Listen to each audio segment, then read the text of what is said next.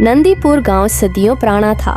एक ऐसा गांव जहां ज़मीन बोलती नहीं लेकिन सब कुछ जज्ब कर लेती है। यहाँ की ज़मीन काली थी, इतनी स्याह कि लगता था जैसे किसी की राख में मिली हो।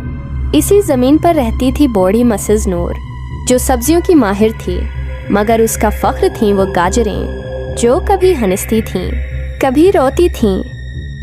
एक गर्म अजीब सी शाम, हवा बिल्कुल बंद थी, फद में कुछ सड़ने जैसी बो फैल रही थी।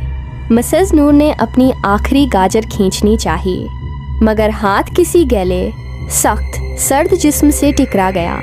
वो कोई आम गाजर न थी। जब उसने जोर से खींचा तो ज़मीन से एक आवाज़ आई, रख जा, मुत जगह मुझे।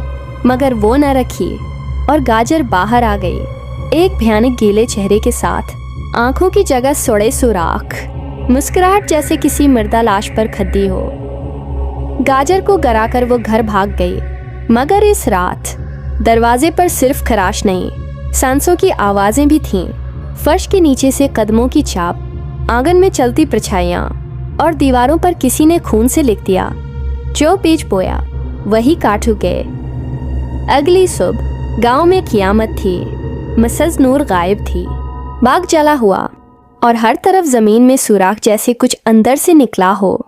बस एक गाजर बची थी, सीढ़ियों पर खून आलूद और वही चेहरा, मगर अब इसकी आंखों में आंसू थे।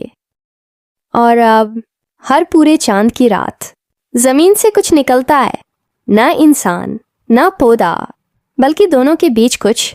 वो बागबान ढूंढता है जो फिर से बोए, फिर से जगाए, फिर से मरे। ये गाजर नहीं, ये कब्रें हैं। हर